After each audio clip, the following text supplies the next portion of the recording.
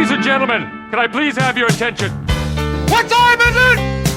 I've just been handed an urgent and horrifying news story. Now Myers to win the league, yes! And I need all of you to stop what you're doing and listen.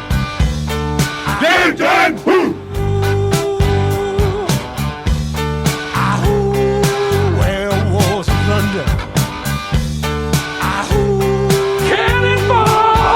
Well, hello and welcome to the Below the Rim show, a show dedicated to the BBL. It's me, Pabz. I'm joined as always by my main man, Ads. How are you, sir? Yes, apologies for my tardiness this evening, gentlemen. That's all right. They won't know that in podcast land. They'll have no idea that it's quarter to fucking 11 and I want to go to... oh, sorry, quarter to 10. Quarter to 10. So it feels like it's quarter to 11. It's not bad. Not too bad considering it's us. That the other voice you heard there is our northern correspondent, the brave-hearted Mr. Grant Young. How are you, sir? Yeah, I'm really good, thanks, guys. A really good weekend for the Caledonia Gladiators franchise. So yes, they rolled brilliant. out. I still can't get used to that. When someone says it, I'm like, who? And do you know what? That's the only. We'll talk to Grant about that in a minute. In terms of the game and everything, I was going to ask you if anybody got the comms wrong, but you were there, weren't you? So you wouldn't know. Well, I've watched a bit of the game. I watched because I had my wee one at the game. Oh. I know she loves it, not as much as her dad, but it's fine. But you get distracted. So I didn't really get to see much of the fourth because she was like, "I want to go," and I was like, "So we left a wee bit early." So I watched back the fourth quarter. Mark Woods and I can't remember the guy's first name, but his surname's Hodge, who were doing the comms. Mm-hmm. Both said different times Glasgow, the Rocks, and they always eventually went, "We'll try and stop saying that." So it's not easy. Good. If we say it, it's fine as well. I can vouch for it not being easy. I did it the other day. Got a slap. I ducked. Nicholson swung round. Speaking of Nicholson, he's not here. He's obviously licking his wounds after a long trip to Manchester and back without a win. He said he's coaching tonight, but whatever. He's in Ads' pocket. I will. He entered Bellevue all joyous and bouncy. He even gave me a gift, bless him. He bought me a Zion Funko Pop as a present. Oh, nice. Oh, my God. All that. By the end of the game, he's just like, dickhead. Give it back. Give me back the Funko Pop.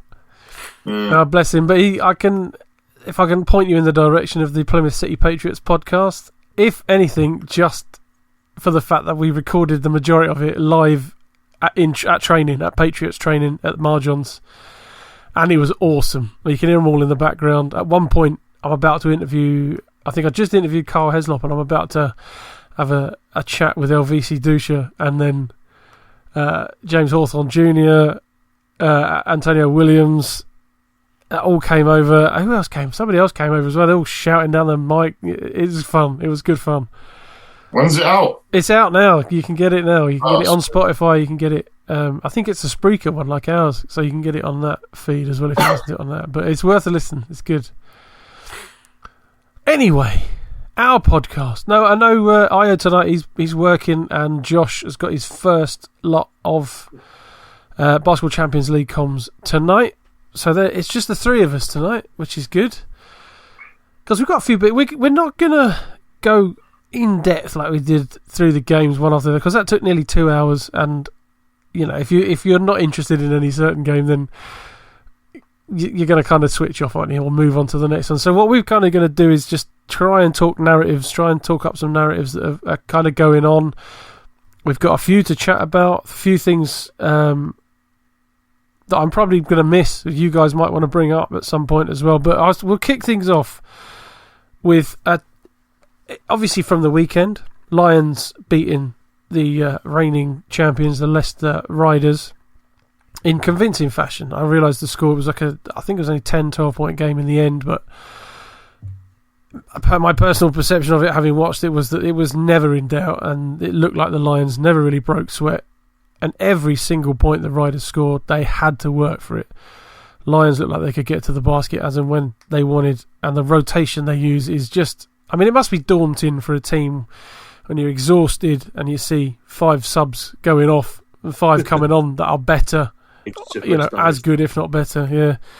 So the first kind of thing we're going to talk about, and it came up over the weekend, it's been discussed online a little bit, is and we did a poll, actually. I should look up the result of that, but I can't find it at the moment. I'll have a look in a minute. But can the Lions go this entire season unbeaten? It's a hell of an order. When you think the best teams in the history of the BBL, Kingston Kings, lost 2 games. I mean, that's impressive. I think percentage-wise, one of the Worthing Bears seasons was one of the best percentages, and they lost only 3 games. Leicester Riders, obviously, last season lost... Was it 2 games last season for the Riders? It was hardly any. Like, it was crazy. But can the Lions go this entire season, in all competitions... domestically, that is. Obviously, Europe's going to be a different beast, although I do expect them to do quite well. Can they go unbeaten? Straight away, Ads is shaking his head. Go on, Ads. No, they can't. What? Why should they go unbeaten? Let's start with that. It's a shame that there's only the 3 of us, because obviously Josh and Io being down that way, they get a better look at them week in, week out. But I'm going to say the same thing that I'd say whoever was with us tonight. But they are beatable. Look, right, I've used this analogy before. I think we might have even been talking about London this time, maybe last year. Was last year the Liggins year or the year before? Year before. We were talking like this then. Oh, this team's going to go unbeaten. No one's going to beat him. Da, da, da, da, da. But here's the thing, right? They can be beaten because there's teams in the league this year that, if they rise to it, can beat them. Okay? Sure. Now, they're an incredible team, all right? Now, the scoreline, I didn't watch much of the game. I dipped in and out of bits of it, but 89-78 was the scoreline, okay? So that's an 11-point. It's not like they beat Leicester by 25 points, 30 points. And I understand that they had to work hard for it, yada, yada, yada. And there's some statistics that I did notice that are horrendous, but I'll come back to that. But the analogy that I'm going to use is, even though it's a lot more games, but you remember back in the 95-96 NBA season when the Bulls only dropped 10 games and they went 72-10? Yep.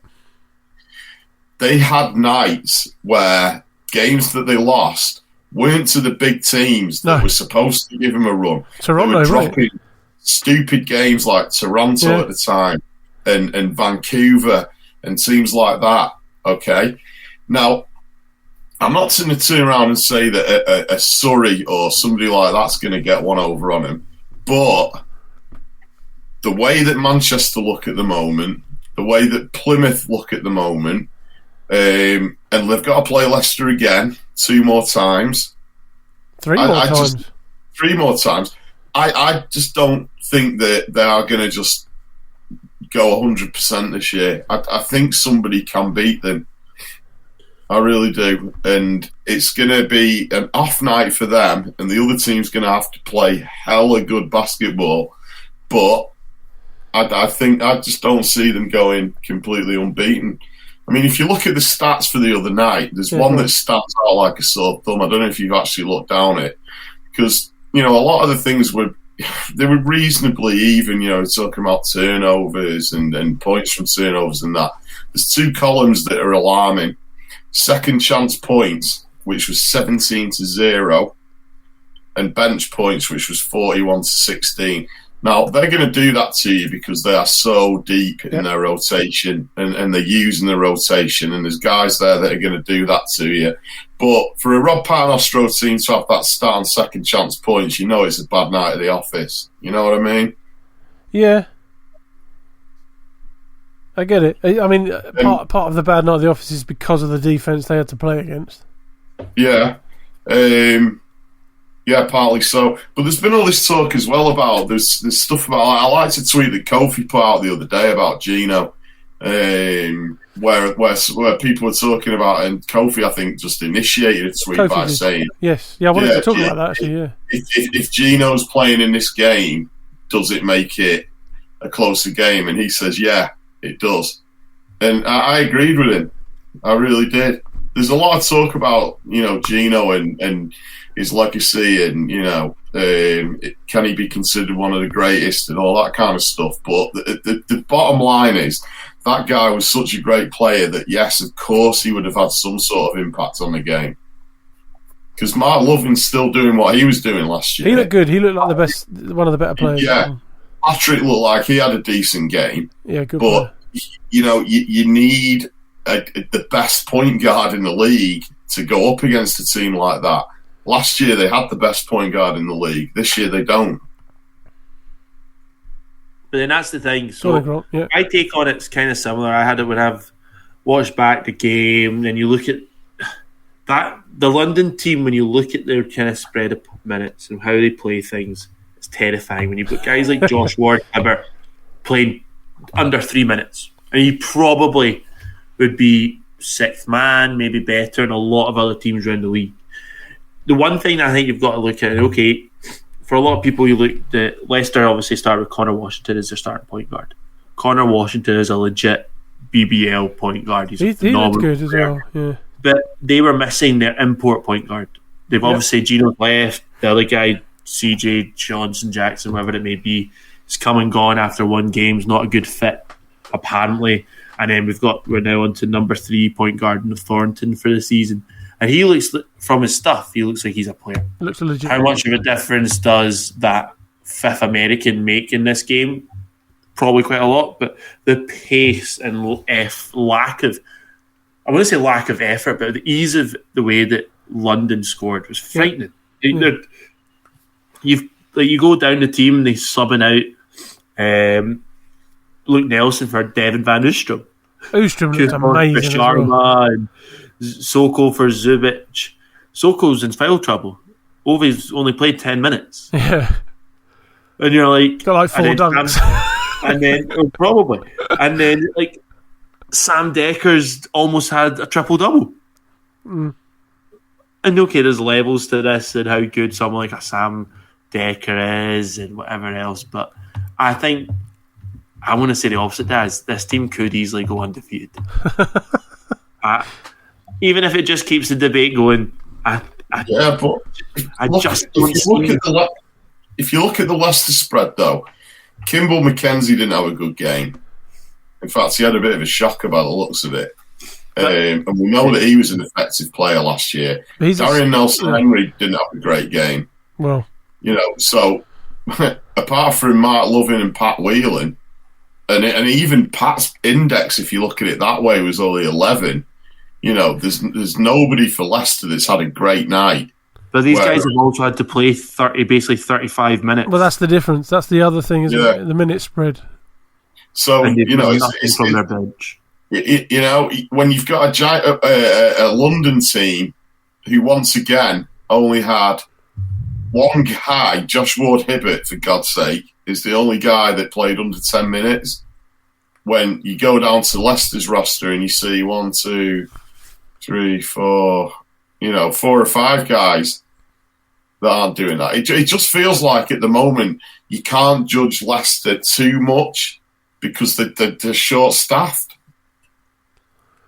for a Leicester team. That they're one, maybe 2 more guys away from. But I would argue, which is unusual for Leicester. Yeah, which is unusual because they're usually one of the most prepared teams out there. But they've had a guy come and go.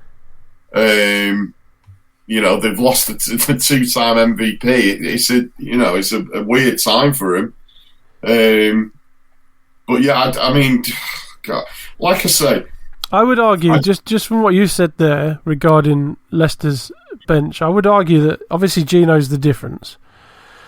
Kimball McKenzie against any BBL team is a really solid point guard to bring off the bench. Connor Washington generally comes off the bench as well. But obviously he's had to take the starting role because of the extra American. Mo Walker coming off the bench as well. They never really use Evan Walsh. Adekoya was our 6th man of the year last season. I would argue that were it not the Lions, we'd be talking differently. Like the bench would be enough. These guys coming off the bench to play minutes to give the starters of the Leicester team a rest would be enough against any other BBL team. We're talking about them now as if they're short-staffed and they've not got this, not got that. But I don't really think it makes any difference. And I get what Kofi's saying about Gino. I think the only difference it would make is a defensive assignment for the Lions. Gino's not been that spectacular with his new team. I know it's early days, but he's being guarded in that league by players who are a similar standard, if not, probably not quite as good as some of the Lions players who would be guarding him in these games. I don't think he's going to get the productivity. And if he's coming in as their key player, there's going to be a defensive assignment on him. It's not going to be a walk in the park for him. My answer to the conundrum, if you like, can they go unbeaten, from a standpoint of principle, is why not? When you look at the probably the most expensive BBL roster that we've got is probably not even topping 250 grand. If we look at the roster that the Lions have put together, we can make a somewhat educated guess at that roster costing anything from 1.5 to 3 million. That is a massive jump. So from that perspective, why not go unbeaten? You fucking should do. The money you spent on that roster. That's one thing. But there's one stat which intrigued me from that game. I thought one of you was going to bring it up. Was 3-pointers. The 3 points team stat, the 3 points for Leicester, they shot the ball at a better rate. They were 7 from 20. The Lions had more shots, were only 28%, 8 from 28.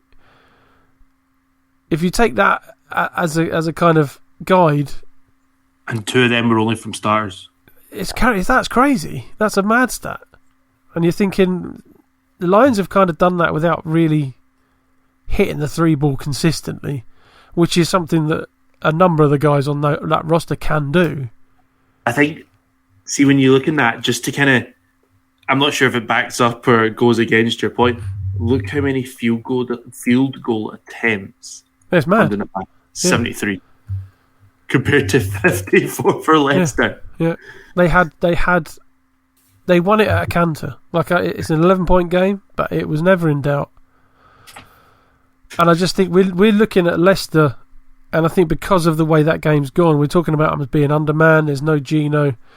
When we see them go up against another BBL team, if they dominate in that game, then we're looking at a Lions team that's just made them look decidedly average. And why not go unbeaten if that's the case? That's, it's a small sample size, but yeah. You just sort of touched on it, Pabz, but if you want to play devil's advocate as well, you could look at it and go, right, okay, salary cap of 250,000 for every other not salary cap, but no one's getting near that, to be fair. Right, but yeah. We're talking here, I mean, I've heard figures as crazy as 40, 50 grand a month just for Soko. Yeah. You know what I mean? So if you translate that to the rest of the roster, you're going, all right, well, out of all the guys on that team, is Ovi the highest paid? He's certainly going to be up there, but I don't think he's... What's the lowest Sam Dekker would have got in the NBA?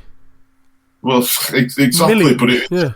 Well, this is like when we're talking about when DeAndre Liggins came over, because what you've got a guy who's already a millionaire, unless he's made bad financial choices. You play solid, if you're not one of these guys that's played 3 or 4 games in the league, you're a guy that's played, 70% of a season, like Liggins did and like this guy's done.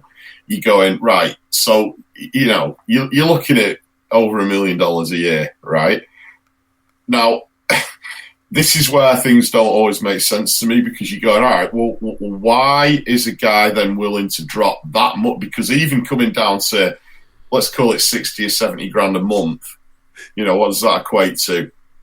Well, it's still up there, isn't it? It's not not what they used to. Yeah, but it's not NBA money, so you sort of going, well, God, how much are these guys paying him? Because there's no reason. There's no reason for him to step down. There's no salary cap, and 777 evidently can afford it. No. So you're looking at it as well, going, all right, well, let's not talk about can another team beat them, which I believe that somebody will. I think someone will nick a game off them. Even if it's just to rain on their parade and they don't go 100% and lose one, I think somebody's going to nick a game from them. I don't know who it's going to be, but somebody will. I can't see them going 0 whatever against Leicester all year. Do you know what I mean? Because let's look at it. Rob Paternostro is going to be pissed. Mate, his face on that Friday night. Jesus Christ! Exactly, and he's going to look at the stats and he's going to go in the locker room and go, guys, 0 from second chance points. I don't give a shit if you're playing against the Golden State Warriors. Do you know what I mean? That's a shocking statistic. To be fair, I think the Lions' average height is taller than the Golden State Warriors. Right. Okay. So anyway, from the flip side, you sort of go, all right, with the money that they are spending and the money that they have put into that team, if they don't go sweep the whole season, then you're sort of going, should do. You know what I mean? Yeah. I mean, there's no other way of putting it. This is money talks. They are going to buy their success. That is what this is. There's no, washing it up, washing it down. They are buying their success right now. Grant, anything to add? I got one more thing to add before we move on. I try and loosely connect buying the league because they still need to turn up and play, and guys, and it'll be interesting to see how the motivation is come January, February, March time towards the end of the season. We've seen that with London before. They've kind of peaked and troughs through the season, but I just think this roster just seems totally different. Maybe guys who get it more, a couple of more experienced pros, and I just can't get over the fact that you wonder if we talk about this league's profile, does someone like a Sam Dekker put bums on seats? Does Kostas Koufos bring bums? Ovisoko around for other clubs to benefit? And so when they're buying the league, they're probably going to be bringing more money to other clubs. Of course, yeah, ultimately. Plus the European element, if they're successful in Europe, it's likely to trickle down, hopefully. But the last point I've got to make is, and it's something we've talked about with every other team but except the Lions, is that it's their first game. They're getting used to each other. The more games they play, the better they'll get. But no one says it about the Lions, but it's the case with them too. There's 2 games? They're still getting used to rotations. They're still getting used to each other. They're still bedding in the set plays, and it's only going to get better, I think, which is terrifying. Because I think last few seasons they've obviously London done like Champions League stuff where it's been a lot earlier. Yeah. So they've been together earlier. Been ready. Yeah, they were ready. Feel that they've had as much they probably have, they've just not promoted it as much. But they've not had this bigger instant pre-season where they know they've had to peak for a game before the regular season starts. Their first 2 games feel very pre-season with the amount of rotations and just the relaxed way they've taken to the games, and anyway.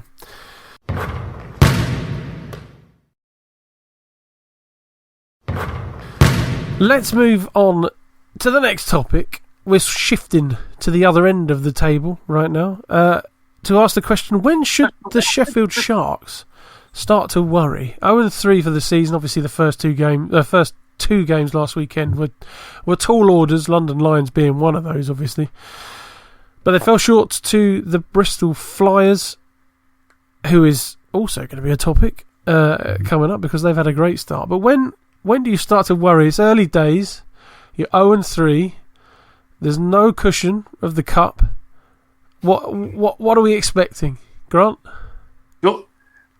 And first guy that absolutely dropped it on Bristol, who put them as finishing bottom. They're certainly not playing like that. However, if we go on the flip side of Sheffield, we all have an expectation of Sheffield. Yes. And you look at them, their roster, and you're like, well, this roster should just come in, hit the ground, and go. But you look at their team, I get the opinion that Rodney Glasgow's been playing hurt and he's coming off the bench off the bench against Bristol. But that team then struggled massively without him. Their starters are all playing huge minutes. Kipper Nichols is only playing 20 minutes. And you almost have to look at that rotation being like, something's not right. Like Ratinho. Is Ratinho the type of import that should be playing 35 plus minutes a game. Not in my opinion, he's not. Don't think he's good enough. Maybe if coming off the bench or whatever, but I just wonder if Sheffield are playing it safe this season. They've got obviously the big investment off the court, and is this maybe a smaller budgeted team of let's wait and see what the rest of the league are doing, and there might be changes. Nelson looks a player. He looks like someone that can play. Him. But yeah. And okay, Oganyemi's had a double-double, but yeah, I don't know. There's just something about that or this Sharks team that I'm like, there's not much difference to other years. And actually, has the rest of the league just massively kicked forward? Ads, my man.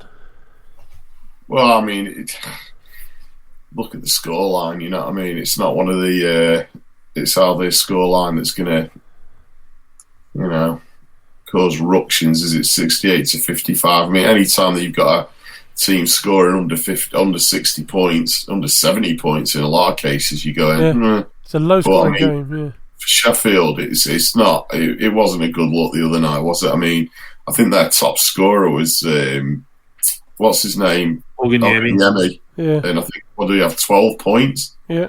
It just feels like Sheffield just haven't got a scorer.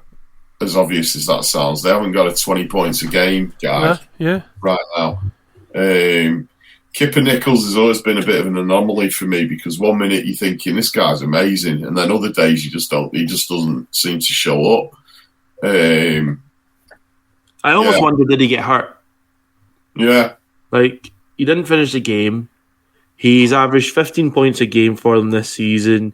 He's had an awful night, shooting 2 from 10, 5 rebounds. So his stats weren't awful, but they weren't brilliant, and he wasn't in foul trouble. So maybe he got hurt, didn't only play that much. But then you look at the rotation of minutes, you're like, it doesn't look like it. I don't know. It's weird, isn't it?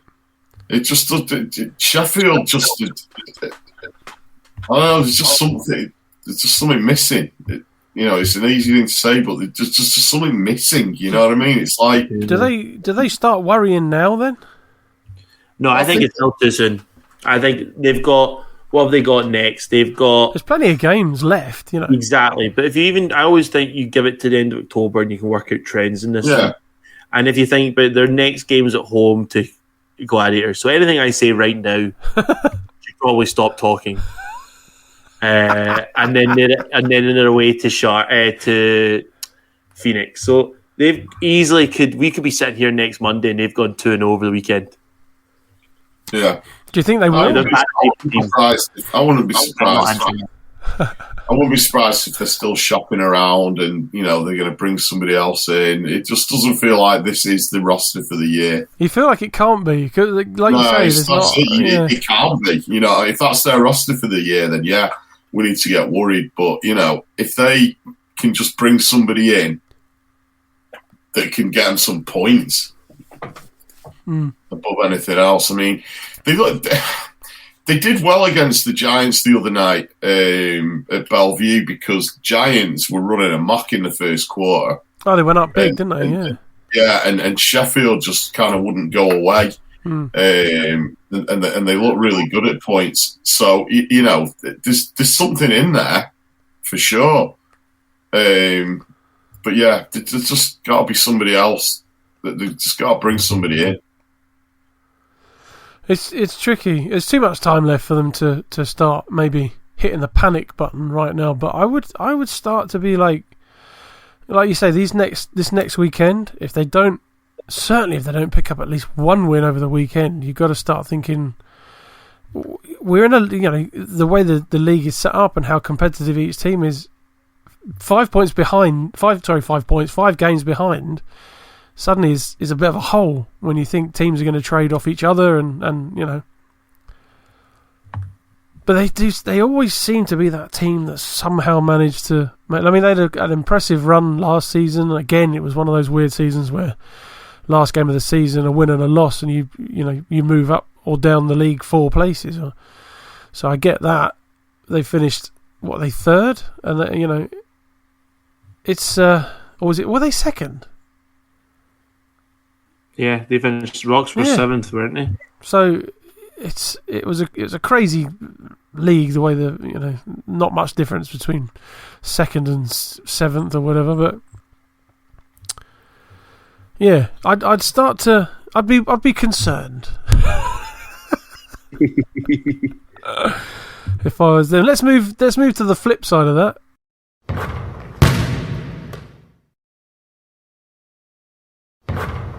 Which obviously is the team they faced at the weekend. The Bristol Flyers, I think it's fair to say this season so far exceeding expectations. Were we wrong about the Flyers? Yes, in a nutshell. However, my one thing that I still stick with them is I don't think they have a lot of depth. It could have just been the last game or so I've seen them. Like, have they got the depth? Watson Gale could be a guy off the bench. Well, they went with 8. They ran off 8. Watson Gale only played 10 minutes. Some other good games early on in the season. I feel like Corey Samuels can play more minutes for that team. He's effective when he comes on, and he talks trash the whole time, which I love. I think it was Rodney Glasgow Jr. at a latter stage in that game when it was still kind of hanging in the balance. Corey Samuels goes on. I think he scored 2. He hit a 3, scored a 2, scored 5 points in the space of about 15 seconds, and did nothing but chat in Rodney Glasgow Jr.'s in. You can see Rodney Glasgow trying to walk off court and ignore it, and he was in his face the whole time. So I think Corey Samuels can probably play more minutes, but you're right, they're not particularly. There's not a lot of depth there. And obviously this was King's first game, and we were told to expect big things from him. Experienced guy, loads of good history behind him, and obviously in his first game, 19 points, 7 rebounds, that kind of stuff. So you wonder is that a first game? Sharks not able to prepare against him. Teams now see him. Will they have better planning for him? This Flyers team, I think, will run hot and cold. They've still only scored 6 to 8 points though, which is mad.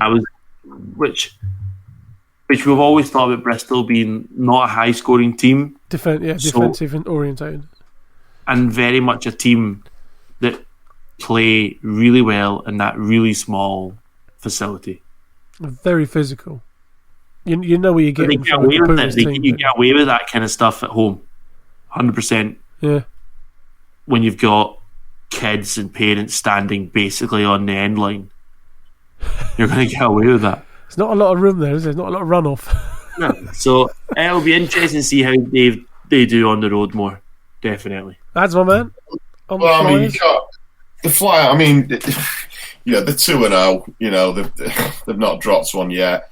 The Manchester game, you can look at that and go, well, Manchester kind of gave it to him. You know what I mean? Because there was, Yeah, I still don't know how Manchester lost that. If I'm honest. I mean, Manchester beat themselves that game. No doubt about it. So there's not a lot to judge just yet.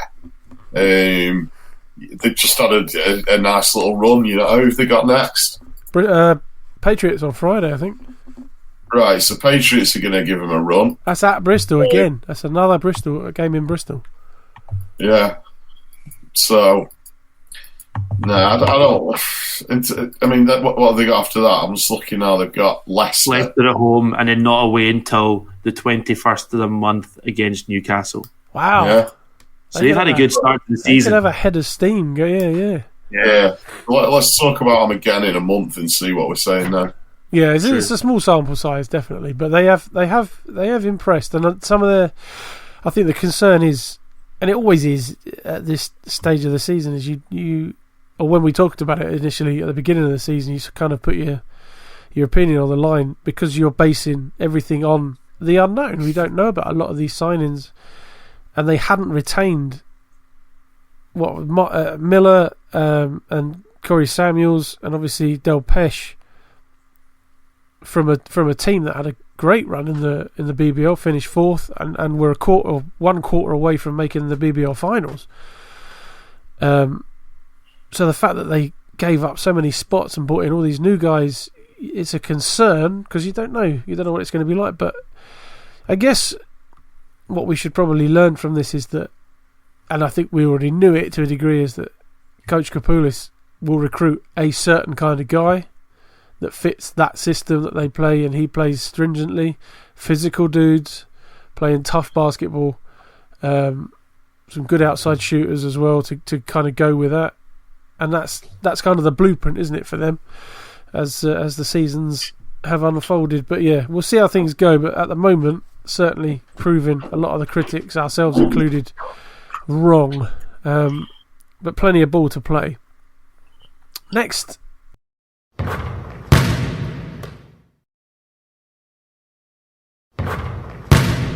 topic is more of a heading.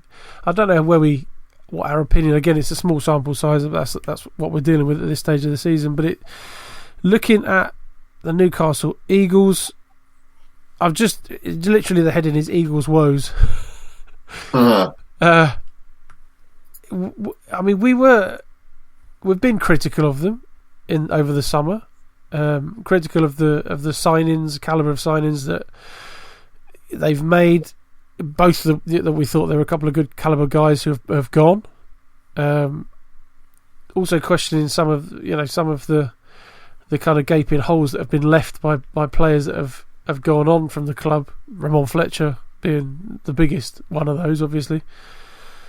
But I mean, what can we expect from the Eagles moving forward? They're obviously 0-2. Is it 0-2 or 0-3 now? Oh, it's 0-2, isn't it? They lost to Manchester, and then on Sunday lost away in a 3-point game. So credit there, obviously, that they've driven the Cheshire Phoenix relatively close. What do we make of the Eagles' ads, my man? Well, it's pretty much the same as what we were just saying there about Sheffield. Watching them the other night against Manchester, again, they just look like there's something's missing. Yeah. You're looking at who came up with the points and the scoring load, and you're kind of going, right, okay, so I think Ben Mockford was their highest scorer. And you're kind of going, right, well, is Ben Mockford the guy that's going to lead your team in scoring? And the answer is no, he's not. Yeah. Ben Mockford does a lot of things very well, but he's a shooter at the end of the day. He's an out-and-out shooter. If he gets hot from outside, we know what Ben Mockford can do. He's done it for GB. He's done it for Cheshire. He's done it for he's done it for years. But he isn't your lead guy, and you're just sort of watching him going, there's just something missing here. I'm not sure what it is just yet, but something just it's like they're a player short here. I mean, in terms of the game against Manchester, I mean, the Giants kind of... I've noticed they've got this thing going on at the moment where it's the third quarter where teams are starting to creep up on them a little bit. I talked to Fletch about it the other night. And yes, good interview, by the way. That's available online. Yeah, yeah, he kind of summed it up perfectly. And once again, you're sort of thinking in the third quarter, actually, Newcastle were making them look a bit better than they actually are now. But then obviously the fourth quarter, the Giants just went, right, enough's enough, and then put them away. And that was the difference. Whereas once the Giants had got that sort of stretch in the lead again, you're thinking, Newcastle ain't getting out of this. So, again, what's missing? I don't know. What do they need? Is it how do you replace Rahmon Fletcher? They've had guys like Gordon was a good player for him. Justin Gordon, Robin Peel was an effective player for him. They've had these sort of weapons that they can use, but they just don't seem to have that at this point. Yeah. I'm of one of the opinion that I see them, they've obviously made some roster changes, but we're now 1 or 2 games into that. Cohen looks like he could be a good facilitator. Yeah.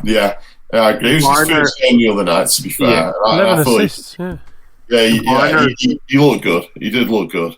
Varner looks similar in that sense of, okay, you're like, he look, and even in his tape, like, okay, this guy can play. But then you look at the rest. Hamlet again looks like he can play a wee bit. decent stats, quite spread. Then you're like, okay, if that's their three main guys, and that's without mentioning Mockford, who has started the season brilliantly, let's be honest. Looks very, very good, Ben, and looked great against Cheshire as well. Kind of kept them in it again, with some big shots at big times. But you look at the rest of the roster, I just don't see they've got any depth or quality height. Chick Sheldon's okay. You had a Ogburn. You hear about people saying, some of their own fans going like, they're not sure what he offers, but he'll rebound the ball clearly. But is he a scoring threat? No. And then you've got Darius, who's Darius. And like, there's nothing wrong with obviously Darius, but he has a certain role. Should he be playing 30 minutes off the bench for you? Probably not. No, it's always that difficult one with a guy like Darius, because you don't want to feel like you're disrespecting him by saying stuff. But look, the fact is, Darius is, he's nearer the end than the start. He's the older statesman on that team, definitely. Yeah, maybe of the league.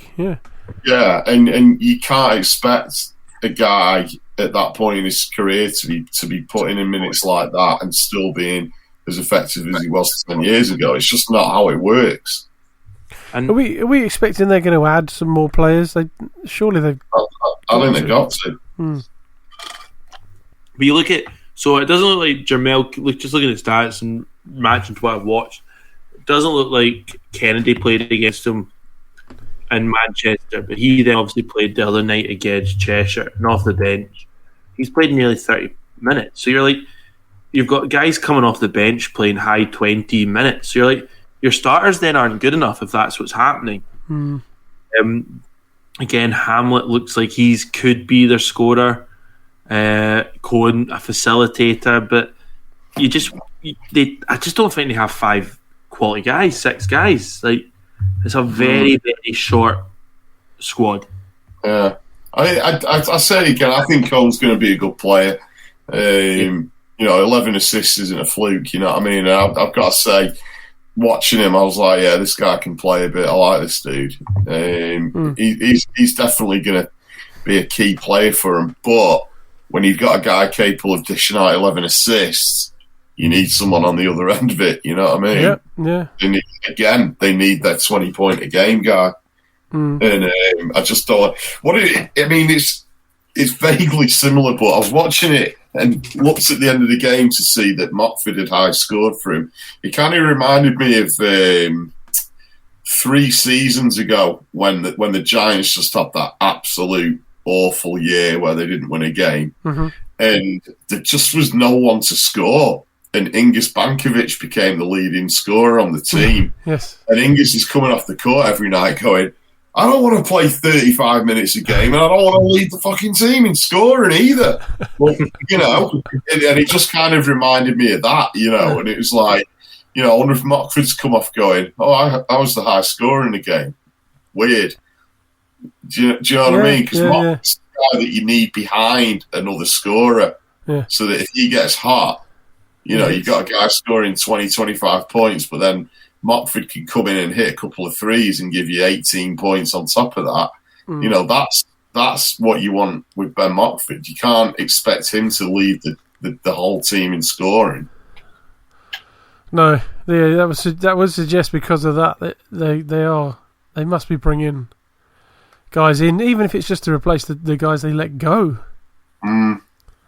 Because depth is evidently the issue. They've definitely upgraded from what they've started with. That's my opinion. There's obviously the vague hope that Dan Clark might turn up there has obviously been shot down today with the news that he's retiring. So that's a non-entity. Whether or not they were banking on that, I don't know. But I know some of their fans seem to think he was destined for Newcastle. But then again, you're looking at it though, Pabz, and you're going, all right, well, obviously for them, Dan Clark could be a great signing. Of course. But is Dan Clark the guy to lead your team in scoring at this point in his career? Probably not. Yeah. Maybe only because it's the BBL, and obviously he's capable of doing it. But like you say, obviously at the tail end of his career, he's retired. You can say that without being offensive, I think. Right. Yeah, you're asking maybe a bit much, considering the backup's not going to be pouring him in at any rate either. Right. Just quickly, while we're on the subject, Rahmon Fletcher's return. He was pretty good, wasn't he? He was a bit good, wasn't he? He was a bit good. I mean, you could tell he was up for it. I mean, I was worried at the start of the game that I thought he's kind of too up for it here because he looked like he might have been forcing a couple of shots early on. Yes. But once he sort of... Because he'd have been nervous, you know what I mean? Of course. Again, we talked about it after the game last night. And, Fletcher's got nothing but respect and admiration for Newcastle's fans. I mean, he's a god up there, you know what I mean? And rightly so, yeah. Rightly so. And he loves that town. And... it's at the end of the day, it's Rahmon, but he'd have been nervous going into that game. But once he settled into it, he was just superb. Yeah. He played the sort of game that you go in that, draw me a picture of a Rahmon game. Well, there it is. Yeah, he rolled it back big time. Yeah. The frustrating thing is he probably, that last quarter, he probably could have ended up with 20 assists had his distributions been knocked down like they should have been. Yeah. I mean, he was only one off a double-double. Yeah. But no, he was great. He looked so good. And I was happy for him because you always want guys going back to their old club to have a good game. Certainly, unless it's your club they're coming back to. Well, yeah, exactly. Especially an Eagles fan. Yeah, but I mean, with the way things are with the Eagles right now, the fans have got to be going, we could have had him. He could have still been with us. Yeah.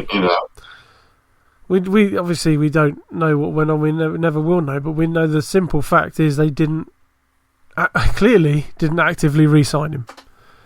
Otherwise, he'd still be there. Yeah, I firmly believe that. Yeah, especially when you consider the only thing I do know that he said is that up until the Giants came in with an offer, he didn't think he'd be playing anywhere. Well, trust me, he has still got it. Oh, mate, of course he has. Of course he has.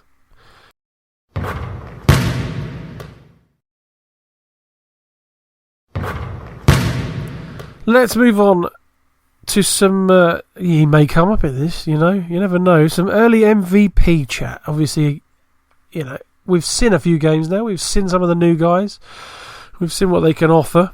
The question line I've got on this, should we just give it to Sam Dekker now?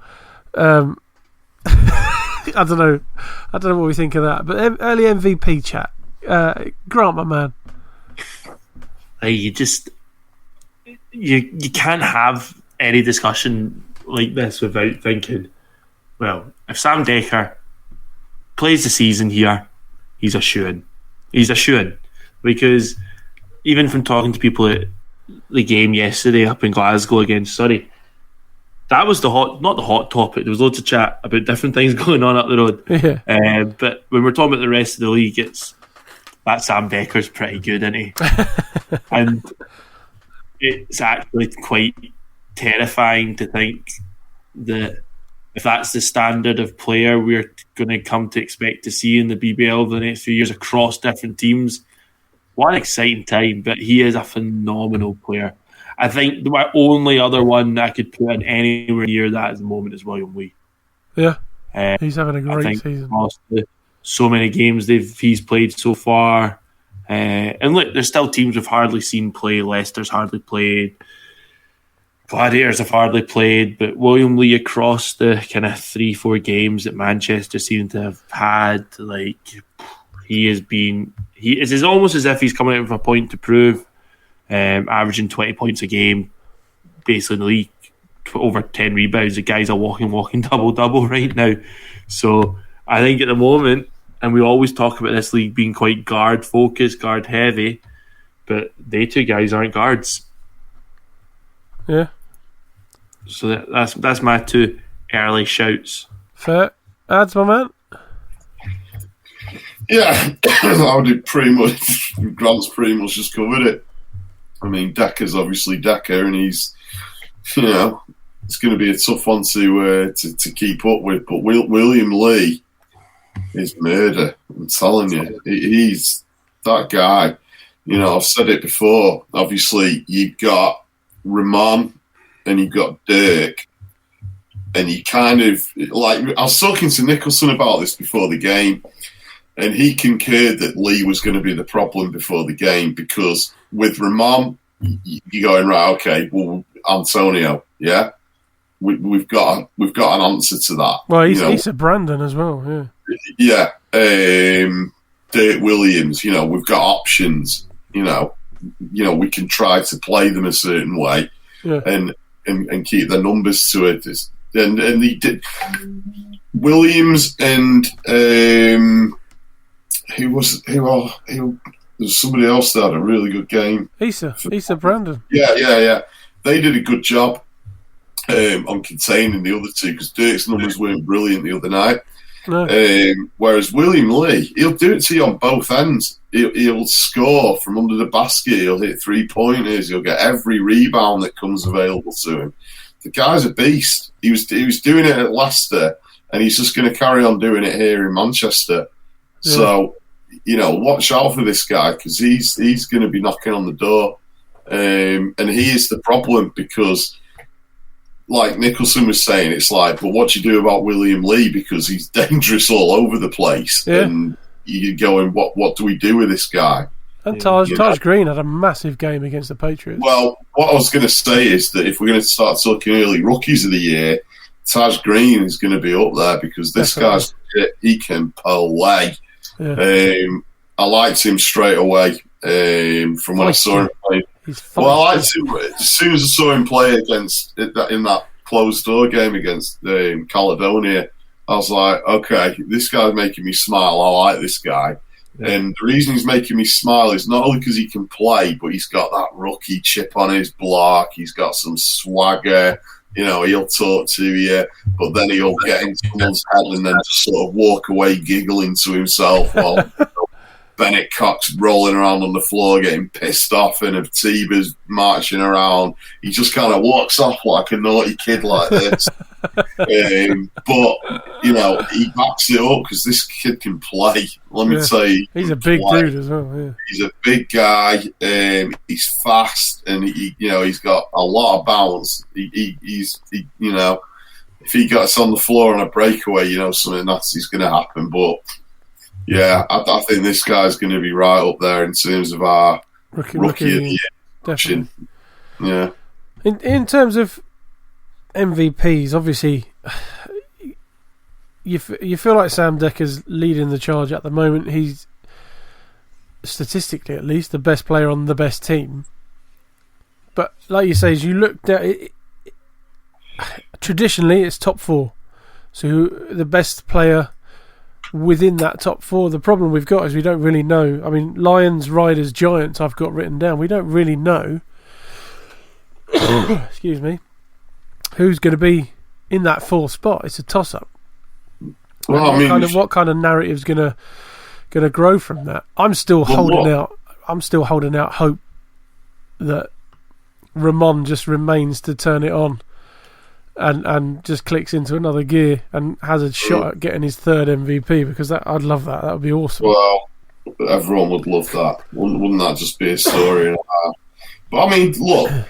At the end of the day, Pabz, there's a guy on your roster that's going to be in the conversation because Antonio Williams, very good.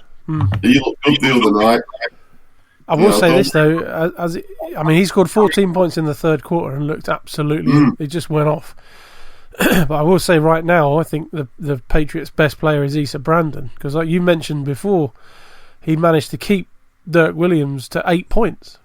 He was heavily involved in a number of turnovers with Rahmon Fletcher. Kept him to 5 points and 4 assists, something like that. That's not Rahmon numbers. And Issa Brandon is a huge part of that.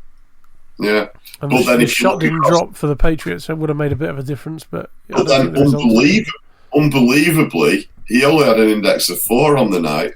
Not a big scorer, is he? Though you see, he does. He does a lot. It's the JLC column, which I was just going to say he had a JLC type game because he was super effective. But then at the end of the game, when you run through the stat sheet, you're going, all right, he didn't really. His numbers weren't there, but he was maybe an early runner for defensive player of the season. When you look at someone like Issa Brandon, though, he's just looking at that start game against Manchester and watching this, and obviously having seen him a season in Glasgow, he forces a lot of shots.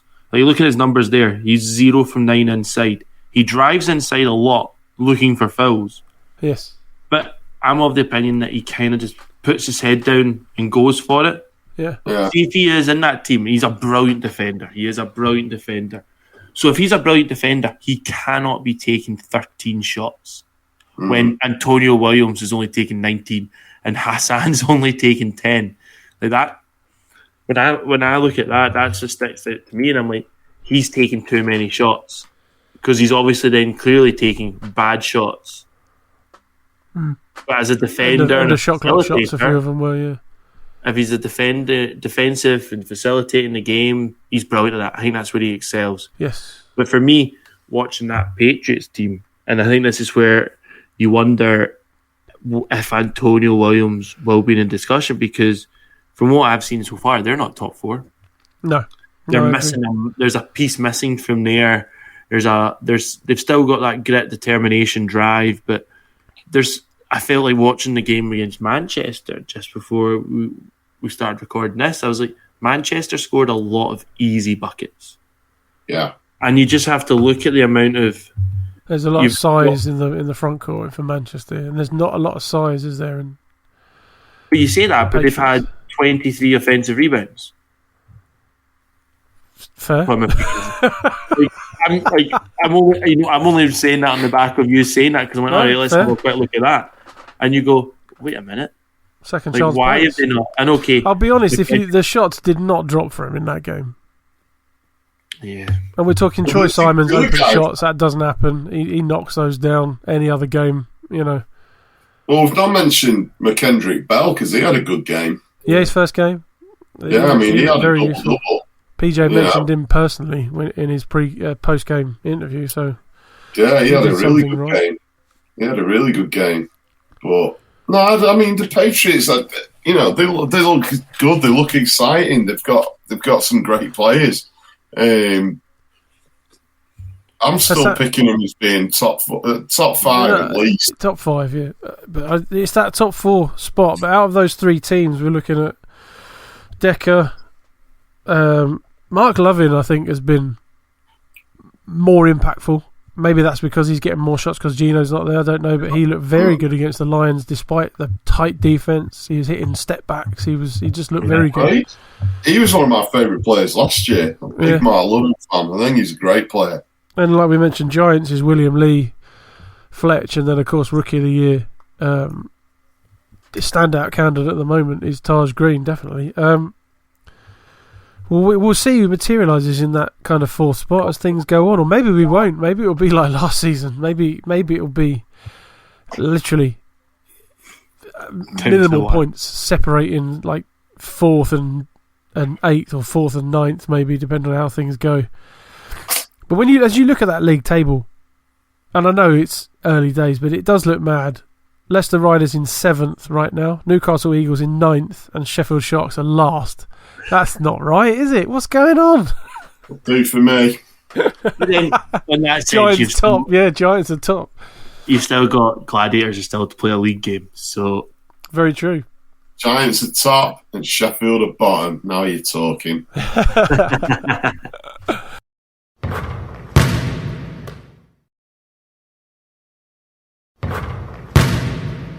Let's move on and talk to you, Grant, about the Caledonia Gladiators. You impressed with the boys' first outing? Yeah. You can tell someone like Surrey have already had 2 or 3 games behind them, or competitive games, and I think that makes a massive difference. And this was obviously a cup game. Rocks go on through to the next round. And early on, you're like, Rocks have this. And they just never put the game away. I see I've already said Rocks, didn't I? I was going to say. I've already said it. And they started off really well, moved the ball nicely. moved the ball really. I'm ignoring that one. But the player just, and my issue. Okay, they had no Princeton Onwas. He's recovering from an injury. He's picked up in training, not cleared yet. There was a lot of things I'm like, that's just not dropped. I'm impressed by guys like Jeremiah Bailey, who I think will go underrated, but his size and kind of play left-handed, I think he's going to be good. But the one guy, and Pabz, you love him, Fraser Malcolm. Legend, yeah. He basically played near enough. He played 37 minutes. His stat line's index of 21, best in the game, or best in the Gladiators team. Second best in the game behind Ray for Surrey, who I actually surprised he scored as much as that. He's got 19 points. Yes. But Fraser Malcolm, anytime Gladiators needed a basket, he went and got it. Whether it was inside, it was all inside. He played really well. Lots of drive, lots of determination. One of the ones where you're like, anytime he's going to the bucket, you thought he was going to get the and one and make the free throw. Like, he was just superb. He took on whatever assignment he was given defensively. And there was a big spell in that third quarter where you'll see that Surrey won the third. And it really looked like the game was about to turn. And Surrey, without Andrew Lawrence, without Tail, let's be honest, two experienced guys, Tail with his BBL stuff and Andrew Lawrence playing across Europe and being an Olympian and all that. And that could have easily turned there. But it was Fraser Malcolm and Johnny Bunyan who hit a massive three during that third quarter that kind of went, you know what, no, this game, we're not losing this. Made from a Surrey point of view, it's almost as if you're like, this team is much better than last season. Much, much better. Josh Steele, quality player. Kyle Carey off the bench. Kyle Carey probably underperformed, like, numbers-wise. Yeah. Their imports look okay. Probably need to try and get some more out of them. But What happened to Dean Wanless? He physically, I remember him running on the court and going, oh yeah, Dean Wanless is playing. And then 10 seconds later, off he went. I have no idea. He played well for them. He's a good, solid player. Yeah. Came on to the role. Was he injured? He must have been injured. No, he came on, obviously did one possession and went off again. That's mad. You see how much what he did against Cheshire, like, he was in and amongst. Oh, I don't know. Yeah, don't know. But it was really interesting watching Wang play. I would obviously said he's one to watch out with after being involved in, like, the African World Cup qualifying and all that. That kid is athletic. Yeah. His turnovers were high because first half they kind of had him handling the ball quite a lot, and he's much better off the ball. Right. He hit some big shots for them. He is athletic. If you get in the way of that kid, be careful. He's springy. One for the dunk contest, yeah. He possibly could be. So, but I think that was definitely a game where Surrey had nothing to lose. Gladiators were at home, opening game of the season for them in the cup, one-off game. It could have been that kind of banana skin, but within the first quarter, Gareth's already brought on, like, Oscar Baldwin, who's going to be probably like the 10th man. Really? So you're like, even early on, there was a bit of rotation, foul trouble for, like, Ali Fraser. Ali he only played 50 minutes, got 4 fouls, didn't play the fourth quarter. No need, was there? Yeah.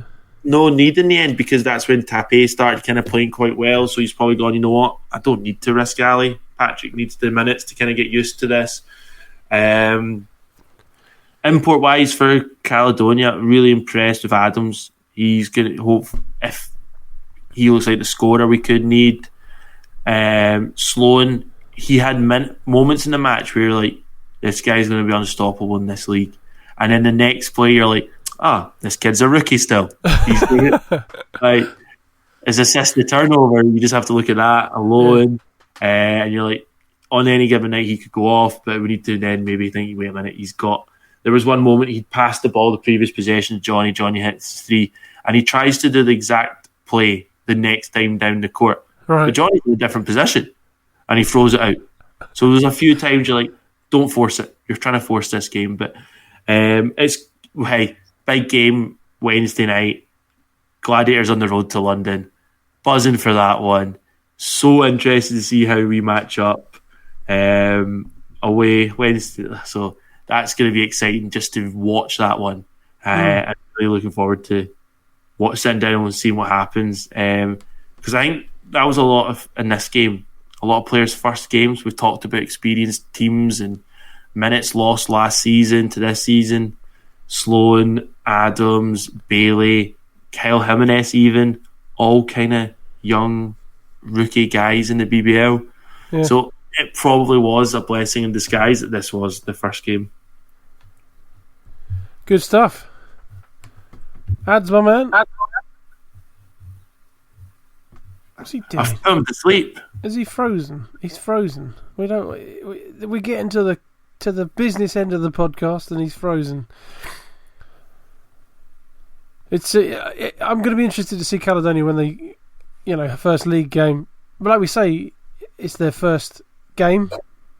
These guys are getting used to BBL stuff, and it's only going to get better. And like we mentioned with Sloan, the rookie side of it, it's going to get better, isn't it? The more pro games he has, the better he's going to be. The more I'm still high on Caledonia. We were pretty high on him pre-season when we were talking about it. I think the prospects are very good there, and I just like Gareth Murray as coach. I think it's great. And you've got to think Ali Fraser's back. He's fit.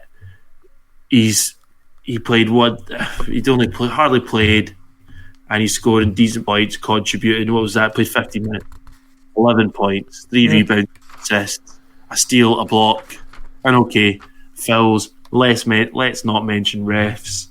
And my first one of the season, really, and less said about some of them, the better. The game didn't finish till basically 7 o'clock. Game started at 5. It was so start-stop for no reason.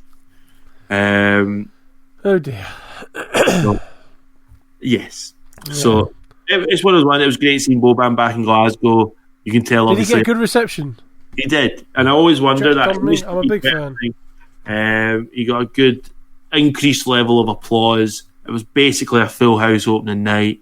Shout out to the Rocks. See again, Rocks management, who had obviously worked hard to get an opening night near enough full capacity, and there was great noise for kind of like, I suppose, the next chapter in the franchise's long, industrious past.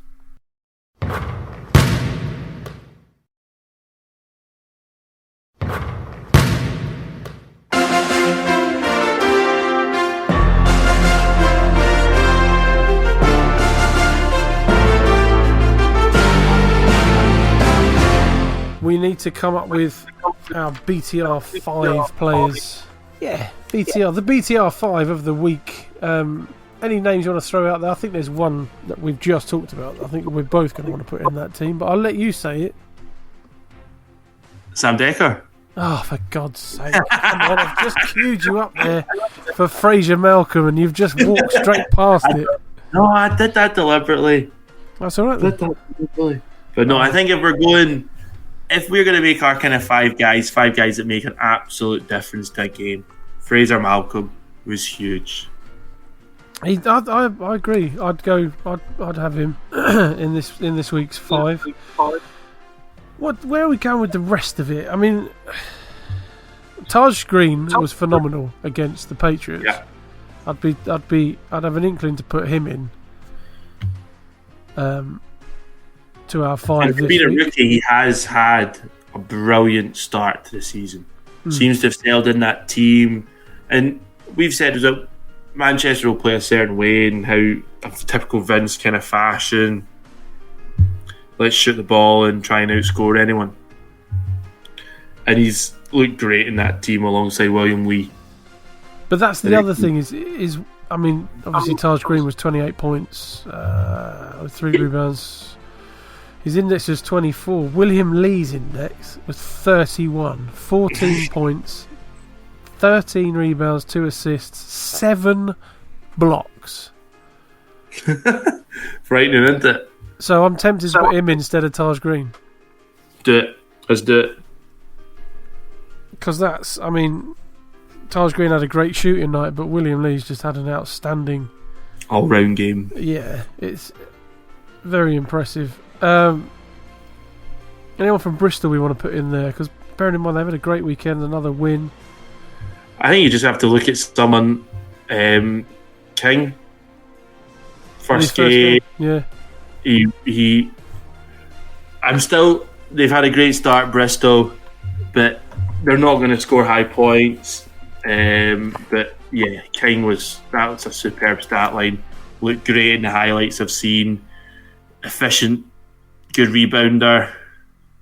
Didn't really turn the ball over as well, considering how long he's on court. I think he's got to be in our 5 as well. So as it stands, Fraser Malcolm, William Lee, V King. I think we're putting Sam Dekker in there as well, are we? You've got to. It's difficult not to, isn't it? Unfortunately, I say unfortunately, but he could be there every week. We've got one more spot to give out. Any shouts? I mean, I'm tempted. I'm obviously a big Rahmon Fletcher guy, and he had a great game against Newcastle. It wasn't a particularly good game against Patriots, but he didn't have to because obviously the front court took care of business on the night. That would be. What's our criteria? Do they need to be literally who you think had a standout performance? Because let's be honest, Mark Loving was the best player in Leicester's team. That's very true. That's true. And Mark, he made a massive difference. He was the only one that you could go, you know what? You've made this. Not the only one. Patrick Whelan had a great game, but you were like, you've competed. You stand out. You're the best player in your team. Do you know what? I'm happy with that. We'll go with that. And Ads isn't here, so he can't protest. So this is the Pabz and Grant's top. This is going to get slaughtered. Nah, we'll be fine. Right.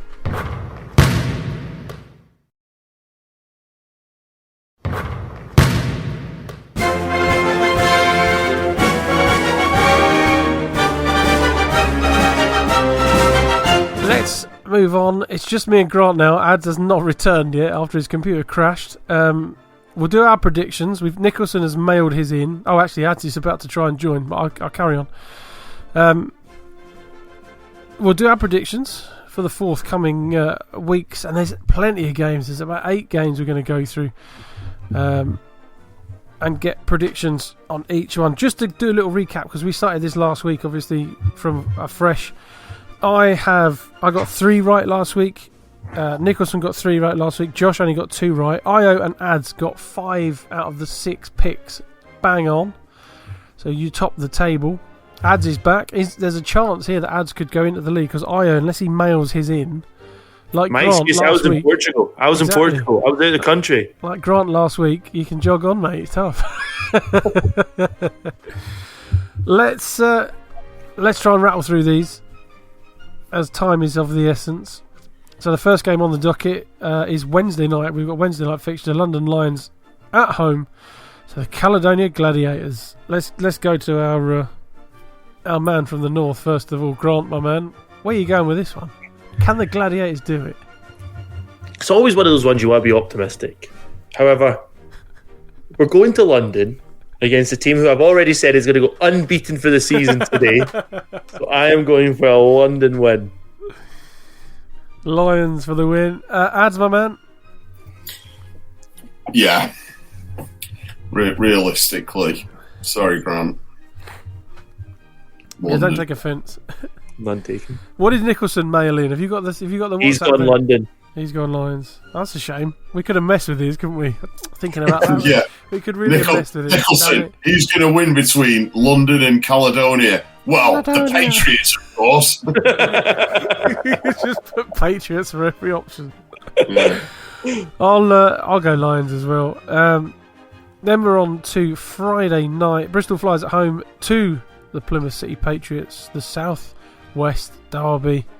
Ads, my man, first. Who you got, Flyers or Pats? Pats. I like it. Grant, my man? I'm going Bristol. Ooh, Flyers at home, of course, been strong at home so far. I have to go Pats. I can't go away from that. And I'm guessing Nicholson's gone Pats. He has, surprisingly enough. Isn't that weird? No. Isn't that weird? How weird is that? 2 games down. 6 to go. Next up, Newcastle Eagles at home to the London Lions. Shall I just save time and put Lions for everyone? Yes. So maybe Newcastle could be the Vancouver Grizzlies if this BBL season. What if they signed 2 NBA players? Sure. Blake Griffin's not got a contract yet, has he? Maybe they bring No, him he's in. signed for Boston. Oh, did he? Oh, Yeah. that's a hell of a He pick. signed with who? Boston. Hasn't he? Interesting. That's the kind of stupid thing that's going to happen at some point, though. It'll be like, we'll be joking about that, and the next day it'll come up. Lions will bring him in. Trying for London. Next game on the list, Sheffield Sharks at home, and it's the Caledonia Gladiators that are visiting. Grant, my man. Gladiators. I think the Glads have got it. All going Glads too. Is he? Yeah. Bless him. Ads, my man. Where are you going with this one? You know, before the game's up there, Grant, are they going to be like, contender, ready? Yeah. Gladiators, ready? It's the perfect time to bring out Are You Not Entertained, surely, for real. Yeah, brilliant accent, by the way. Well, I used to watch Gladiators a lot. Top show. Top show of the 90s, that was. Go on, Ads. You taking the Gladiators? Yeah. Jesus, that puts the Sharks at 0-4. If this comes off, yeah, I'm with you. I think the Gladiators have got it as well. We've all picked the Gladiators on that one. And the last game of Friday, God, it's an action-packed Friday. Giants at home to the Cheshire Phoenix. Phoenix visiting Bellevue. Ads, let's go to you. What are you going for? Giants, baby. Of course you are. Nicholson's gone Giants. I'll go Giants as well. Grant? I think I'm going to mix it up and go Cheshire. I have no reason other than the fact that for the last 3 games we've all chose the same. I mean, it's going to be a good game, you know. Yeah. This Giants-Cheshire game. It's going to be good. Plus, Jamal's coming back to Bellevue. Yeah, I'm curious to see how many guys Cheshire turn up with. The roster keeps shrinking, growing, whatever else. So, Yeah. and that it could be a game that Manchester's offense stutters a wee bit defensively. How will they do against a team like Cheshire who get up the floor pretty quick? So I'm going in the Phoenix. Yeah, it'll be a good one. What's it? Sky game. To Sky game, yeah. Moving to the solitary game on the Saturday. Surrey Scorchers, the home team, visiting them, the reigning champs, Leicester Riders. Grant, my man. Raiders. What did Nicholson go for? Raiders. What's Ads going for? Raiders. I think we're all picking Riders on that one. Despite the vastly improved Surrey Scorchers, it's got to be said. 2 fixtures on Sunday, first of which is BBL Cup, and it's Plymouth City Patriots' first home game this season against the Newcastle Eagles. Ads, my man, where are you going with this one? Patriots. We'll put Nicholson down for Eagles, yeah? Yeah, that's all right, yep. Grant, my man? Can this game be a draw? Ooh. No. Interesting. I honestly just don't think. I'm gonna say Eagles. Oh, good job Nicholson's not here. He'd be throwing stuff at his monitor. Yeah. Final game then. Cheshire Phoenix, the home team, 5:30 tip-off. Sheffield Sharks visiting. Could be fun, that one. Ads, my man. What are you picking? Which one of the rivals do you think is going to pull this one off? Yeah, like you say, it could be interesting, that one, and this could be the one where Sheffield, pull one out of the bag. It's a local-ish game. They're going to be up for it, Sheffield, so I'm going to go for Cheshire. Oh, you tosser. Literally wrote Sharks, as you said. As you said Cheshire. No. Oh dear. I'm going to pick Sharks on this one. Nicholson's gone Sharks. Nicholson's gone Sharks as well. Otherwise, it's going to be. What will he be then? 0-5. Dangerous. Where are you going, Grant? I think with this one, like, could this be a game that Sharks kind of maybe match up to a bit better? Is Rodney Glasgow in better shape? Mm-hmm. Does Kipper Nickel turn up and play a full game? I'm not writing Sharks until you say what you're. But I do generally think that Cheshire are a better team, so Cheshire. I nearly wrote Sharks. So you're going Nicks. Just me and Nicholson going for that. We'll see if we can get Josh and Io's predictions. If not, tough shit, whatever. Yeah, loser gets the rounds in. I think that's it for us. I think we've done our fair share. We picked our 5, by the way. Ads, let's see if you agree with our BTR 5 of the week. Go on. Sam Dekker. Yep. Fraser Malcolm. Yep. VJ King. Okay. Mark Lovin. Yep. And William Lee. Okay. Yeah. Why not? We should get that on a t-shirt. Why not? Why not? The answer to any question. I laughed for a while today when somebody put. I don't know. I'm supposed to be veering away from engaging with people on Twitter, but somebody asked, "How many goats can you have? How many greatest of all times can you have?" And I just put in the answer, a herd. See, you can do that type of interaction, Pabz. That type of interaction's allowed. The thing is, it's like with when you say the goat, it is goat. It is just plural, isn't it? You know what I mean? It's like many can be goats. He's a generational goat. Yeah. Rahmon Fletcher, of course, was the man of the topic. Maybe we'll do that in one show. Break down the generational, each generation's kind of goat, if you will. Mm-hmm. Kind of the only way to do it in the BBL because of the way it's run, and then maybe pick out some one and dones, or one or two and dones, and see who we think the best ones are. Anyway, that's something for the future. Let's wrap this one up. Ads, thanks for joining us. Thanks for coming back as well and rescuing the predictions section of the show. It was going to be very sparse. With me and Grant just knocking about, taking a piss out of Nicholson's choices. At least there was someone else to bounce it off of. Grant, my man, thanks for being with us. Thanks for pulling yourself away from a tough week in Portugal. Someone had to do it. Someone had to do it. Good stuff. Right. Thank you for listening at home. We'll be back next week to total up the predictions and meant plenty more. Until then, take it easy. We'll speak to you soon.